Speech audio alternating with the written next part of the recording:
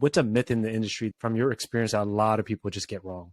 I believe that one of the biggest myths is, at least right now, it's like you got to cut carbs in order to lose weight.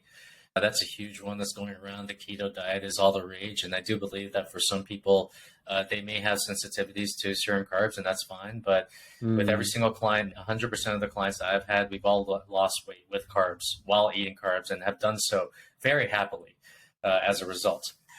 So the other one I would say is what I get with a lot of entrepreneurs coming into our program, which is they actually try to lose weight with restricting what they're eating, obviously, and doing cardio, right? Doing a lot of boatloads of cardio.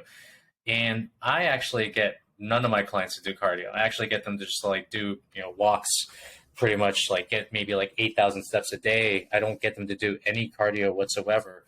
And the reason I don't get them to do it is because, number one, anything that you're doing in order to stimulate fat loss, you better be ready to do that for the rest of your life, right? So what happens if you're doing half an hour of cardio 3 days a week, you lost maybe like 5 pounds. What happens when you stop? Guess what happens? You're going to eat those calories back, right? You have the same diet. You're just not burning the same amount of calories. So my whole thing is like whatever stimulus that you use, you got to use it for the rest of your life. And also if you're doing like a shit ton of cardio on an overweight body, your joints are going to hate you. Your back is going to hate you. Your knees are going to hate you. So you would actually much rather focus on cutting those calories with the diet and using the workouts using the workouts to help yourself maintain muscle. And the other thing I say is also like people think that they have to restrict every single part of their life in order to lose weight in the first place. They have to stop eating their favorite foods. They have to stop eating cupcakes or pasta or whatever it is. When the reality is that you just have to learn the cost of those foods.